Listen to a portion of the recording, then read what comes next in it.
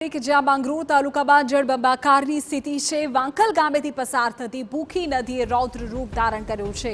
ભૂખી નદીના પાણી હવે ગામમાં ફરી વળ્યા છે। નીચાણવાળા વિસ્તારોમાં પાણી ઘૂસી જતા તંત્ર દોડતું થયું છે। એસડીઆરએફની ટીમ દ્વારા લોકોનું રેસ્ક્યુ પણ કરવામાં આવ્યું। એસડીઆરએફ અને સ્થાનિકોએ સાથે મળી રેસ્ક્યુ ઓપરેશનને પાર પાડ્યું। કુલ 22 લોકોને રેસ્ક્યુ કરીને હવે સલામત સ્થળે લઈ જવાયા છે। દ્રશ્યોમાં પણ આપણે રેસ્ક્યુ ઓપરેશન બતાવી રહ્યા છે। એસડીઆરએફની ટીમ અને સ્થાનિક લોકો સાથે જોડાયા અને 22 લોકોને સુરક્ષિત સ્થળે હવે આશરો અપાયો છે।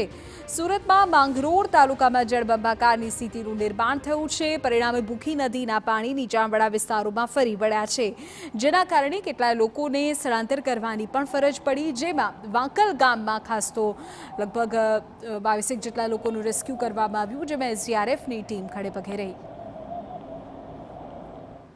માંગરોળ તાલુકાના વાકલ ગામે છેલ્લા 48 કલાકથી ખૂબ વરસાદ પડી રહ્યો છે, ત્યારે અહીં નીચાણવાળા વિસ્તારમાં પાણી ભરાઈ ગયા હોવાથી અમે સવારના 5 વાગ્યાથી અહીંયા 2 ને 3 બીજા ઘરોના તો માણસો અમે બહાર કાઢી દીધા છે, પણ 2 ઘર થઈને 20 જણા જેવા અંદર ફસાયા છે, તેને હમણાં રેસ્ક્યુ કરીને બહાર કાઢી રહ્યા છે।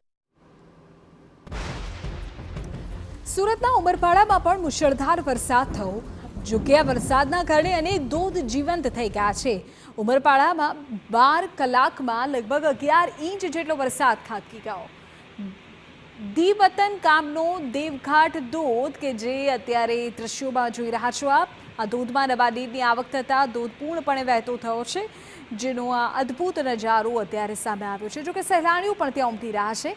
જોકે આવી સ્થિતિમાં આવા ધોધ કે નદી નાળાની નજીક જવું જોખમી સાબિત થઈ શકે છે।